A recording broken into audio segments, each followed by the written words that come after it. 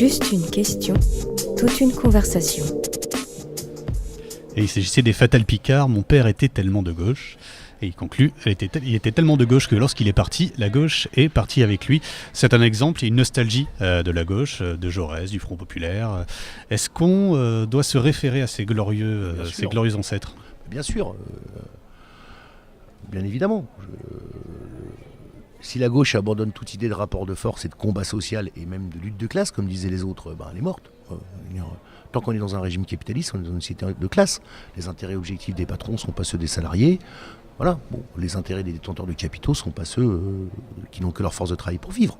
Donc ça n'a pas changé. Et donc, bien sûr, on doit s'inscrire dans une tradition, dans une mémoire, qui sont autant d'étapes de la construction d'une pensée de gauche. Bon. La seule chose que je disais, M. Malter, peut-être M. mal expliqué, ce qui est possible, c'est qu'il y avait deux choses qui avaient changé. Pas l'eschatologie, pas le but à atteindre, pas non plus le fait de partir d'un point de vue de combat. C'est qu'il y avait deux questions qui étaient importantes, qui étaient le fait qu'aujourd'hui, le capitalisme dans son déploiement, et ça, quand il développe sa productivité, écrase du travail salarié vivant, alors qu'avant c'était l'inverse, il convertissait des paysans en ouvriers. Bon. Et deuxième élément, la question de la crise climatique, et qui fait qu'aujourd'hui, on ne peut plus être simplement dans une pensée productiviste. Donc il faut qu'on réfléchisse à une alternative à ça. Et c'est la synthèse des deux qui fera une pensée de gauche féconde. Elle n'abandonnera pas son potentiel de lutte. Quel est le but ? Quel est le but poursuivi par la gauche ? Le grand objectif. Enfin, moi je ne suis pas la gauche. Bien sûr, mais on parle de la gauche. Oui, alors. On ne parle pas de vous particulièrement, même si c'est votre façon de l'appréhender évidemment qui nous intéresse. Je ne sais pas si aujourd'hui la gauche, que vous appelez la gauche, a un but conscient. Je pense qu'elle est fragmentée. Donc elle est traversée de contradictions, d'interrogations. Je vous parlais du programme économique de Jean-Luc Mélenchon, que je trouvais très archéo-keynésien. Bon, on pourrait parler d'autres. Qu'est-ce que ça veut dire, archéo-keynésien, pour vous ? C'est-à-dire qu'en fait, Jean-Luc Mélenchon, qu'est-ce qu'il fait ? Vous mettez de côté le volume sonore qu'il emploie. Le spectacle. Ouais, ou même la combativité apparente qu'il donne. Donc, je ne dis ça sans caractère péjoratif, au contraire. Moi, je le respecte. Dans le fond, quand vous creusez son programme économique, bon, il n'y a rien de neuf sous le soleil. On va relancer l'investissement public, on va augmenter les impôts, on va faire une réforme fiscale. Tout ça, il faut le faire. Bon, mais ça ne règle pas la question fondamentale qu'aujourd'hui, si le capitalisme détruit du travail vivant quand elles l'ont créé avant pour son extension, comment vous organisez le partage des richesses ? C'est pour ça que, par exemple, que la question de la taxation des robots, d'aller taxer la manière dont la richesse est créée aujourd'hui réellement et poser la taxation des machines, la taxation, la question du revenu universel, sont des questions centrales. Parce que sinon, vous allez continuer finalement à parler d'un monde qui a disparu. Vous voulez vraiment parler, donc comment on parle de cette histoire de taxation des machines, c'est un petit peu étonnant. Comment concrètement ça se passe ? On va le... Oui, parce qu'on va le mesurer comment finalement ? Vous savez que ça existe déjà, cher monsieur. Mais comment on le mesure ? Je vais vous donner un exemple, vous savez que ça existe ? Ah ben non, je vous écoute. Je vais vous prendre un exemple tout bête. Bon, quand vous allez faire une photocopie, quand sont apparus les photocopieurs, oh là là, on s'est dit, mais comment on va faire ? Comment vont faire notamment les industriels de l'édition ? On s'est dit, mais alors nous, on va se faire piller nos trucs. On a dépensé beaucoup d'argent pour faire un process industriel, rémunérer des auteurs, faire des bouquins et tout. Et si n'importe qui peut aller faire une photocopie, comment on s'en sort ? Mais qu'est-ce qu'on a fait ? On a dit, chacun vous irez faire une photocopie, boum, une taxe. Et ça ira alimenter un fonds. Bon, donc on sait taxer les machines. Quand vous allez dans une station-service et que vous prenez de l'essence dans une pompe à essence, où il n'y a plus de... je sais pas, vous prenez de l'essence, vous payez, au niveau de la consommation, vous payez la TIPP. C'est assez simple, mais à l'intérieur d'une entreprise... Mais c'est tout à fait possible de le faire. Enfin, avec les nouvelles technologies aujourd'hui, on a les moyens de le faire. Ça, c'est pas vrai. Donc il y a un déménagement au consulat, je le précise, en ce qui concerne le bruit. C'est très sympa. Non, mais on peut taxer les machines, ça, c'est pas vrai. L'argument de c'est impossible à faire techniquement, c'est pas vrai. Non, mais je demande vraiment concrètement comment on fait. Je dis pas c'est impossible, je dis comment on fait concrètement, parce que imaginons il a 3 ordinateurs qui remplacent une personne, mais il le remplace par un super ordinateur, on divise par 3 la taxe, on considère on calcule le nombre de personnes qui ont perdu leur emploi, comment ça marche ? Avant, comment ça faisait ? On disait une entreprise, elle crée de la richesse comment ? Elle a des salariés, donc on nous fait payer des cotisations sociales, la part patronale, la part salariale, pour nourrir la protection sociale. Donc on assoit la protection sociale sur la masse salariale. Et deuxièmement, on disait, quand les entreprises font des profits, on taxe ces profits.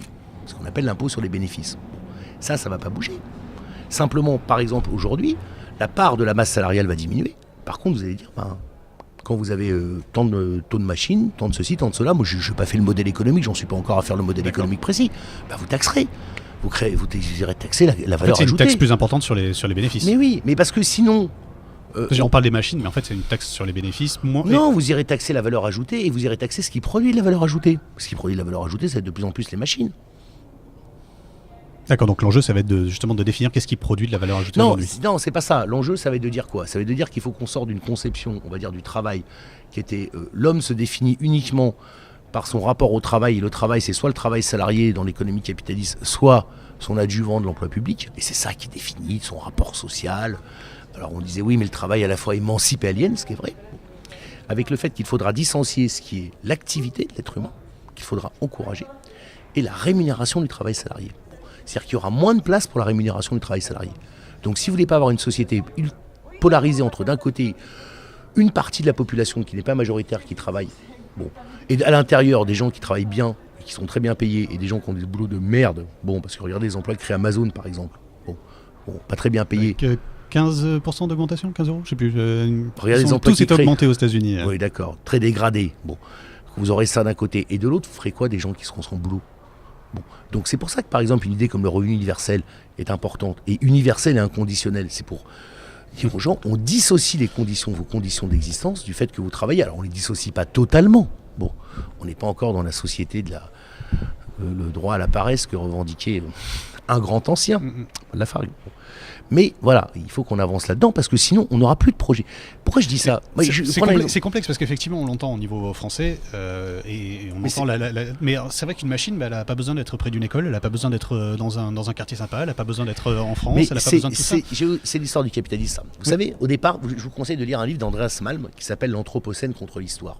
C'est très intéressant parce que il parle de la première révolution industrielle, celle qui a amené le développement de la machine à vapeur avec le charbon. Contrairement à une idée reçue, c'est pas parce qu'on a inventé un procédé technique qu'il s'est généralisé. Au départ, l'industrie en Angleterre était l'industrie textile. Elle fonctionnait sur les cours d'eau. C'était l'eau qui donnait la vitesse rotative de la machine.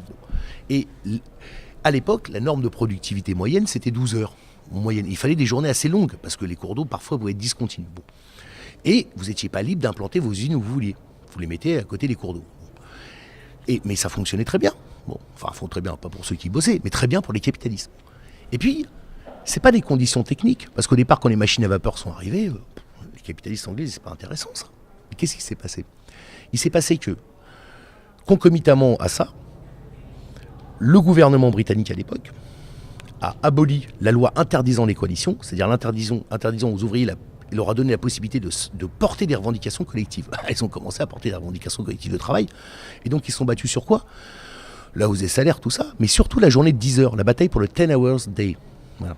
Et par étapes, ils sont arrivés à le généraliser, et à un moment donné dans leur lutte, c'est la lutte de classe anglaise, a fait que le Parlement britannique, à un moment, a voté la journée de 10 heures. Qu'est-ce qu'ils sont passés les capitalistes? Ils se sont dit, oh là là, catastrophe, on va plus s'y retrouver. Et donc, il fallait qu'ils réfléchissent à leur productivité dans un temps de travail qui s'était restreint. Donc il fallait qu'ils intensifient la hausse de la productivité. Et c'est à ce moment-là que la question de la machine à vapeur est devenue intéressante. Et malgré les coûts d'extraction du charbon, les coûts de transport du charbon, c'est devenu intéressant.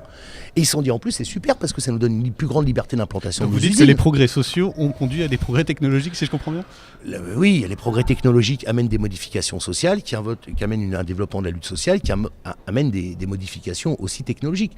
Ce que je dis pour la pensée socialiste qui est de gauche, qui est au départ une pensée critique, qui part de la volonté de dépasser le système capitaliste, parce que c'est ça la matrice originelle du socialisme. Et je vais commencer par Germinal. Et je vous dis ça ne doit pas disparaître. La volonté de se dire qu'on n'est pas dans le bon système économique et social, qui produit des injustices, qui produit des inégalités, qui conduit à la guerre, à tout ce que vous voulez. La manière de s'en sortir aujourd'hui, c'est de prendre en considération le fait qu'on change. Il y a eu un changement majeur qui est apparu dans le capitalisme, qui est le fait qu'aujourd'hui, la hausse de la productivité détruit du travail salarié. Avant, je prenais l'exemple de l'Angleterre, quand ils se sont développés industriellement, les Anglais, ils ont converti les paysans en salariés. Donc ça qui change, et c'est pas moi, Pascal Cherki, qui le déplore ou quoi que ce soit, je le constate, je pars d'un fait, d'une situation donnée, et j'adapte à cette situation donnée les conditions objectives de mon combat. Et la deuxième chose que je vous donne, c'est l'arrivée de la crise climatique, qui va quand même changer radicalement la donne, et qui doit faire changer le rapport que pouvait avoir la gauche au productivisme, et à la consommation. Et donc, il faut qu'on repose cette question-là. Parce que vous avez trois manières d'aborder le débat sur la crise climatique. Pour le schématiser, je vais être très schématique. La première, c'est on vous dit en gros, oui, mais alors, oui, c'est vrai, il y en a une, mais la science va nous amener les réponses. Voilà. Et d'ailleurs, c'est pas faux entièrement. Il y a des procédés scientifiques ou technologiques qui vont nous permettre d'amener une partie de la réponse. Mais faites confiance à la science et la technique. L'humanité a toujours su, par le développement de la science et de la technique, résoudre les crises qu'elle provoquait elle-même par son activité. Sauf que ça, c'est pas vrai. Bon, alors ça, c'est la pensée très en vogue chez les capitalistes de la nouvelle économie aux États-Unis, les Elon Musk, les Bill Gates, etc. Et tout, parce qu'ils ont aussi un intérêt économique à voir ces procédés se développer dans lesquels ils sont prêts à investir beaucoup d'argent. Bon. Mais c'est pas vrai, c'est Geostorm. Je sais pas, vous avez vu ce film avec Gérard Butler, là, où il y a un système de réseau. Mais oui, il faut regarder le cinéma américain, il reflète indirectement les débats qu'il y a dans la société américaine. Vous avez une espèce de... oui, contrôle la météo, c'est ça? Voilà, contrôle la météo. Bon, après, il y a un côté un peu policier, bon, blablabla. Mais c'est intéressant parce que quand vous discutez avec des scientifiques qui vous disent non mais attends, vous êtes fous quoi, il y a un truc qui s'appelle les boucles de rétroaction, donc ça marche pas comme ça. Bon, il y a des tas de livres qui vous alertent là-dessus en vous disant non, ça c'est pas possible. La science peut nous amener des réponses. Hein. Alors je vois qu'on est en train de fabriquer des bateaux qui vont drainer dans l'océan des grands filets pour ramasser du plastique, tout ça c'est très bien. Bon, mais c'est pas ça qui va régler la crise climatique qui est liée au développement de l'économie fossile, à la généralisation du libre-échange. Bon, pour faire court. Deuxième élément, deuxième réponse, c'est en gros la réponse qui vous dit ouais non mais en fait on est trop nombreux. Le problème majeur de l'humanité, c'est qu'on est trop nombreux. C'est une forme de pensée malthusienne. Bon. Mais alors sous-entendu, on est trop nombreux parce que dans le tiers-monde, il y a trop de monde, il y a trop de pauvres. Alors cette pensée a l'avantage de ne surtout pas modifier les équilibres de vie des populations les plus favorisées, dans les pays les plus favorisés.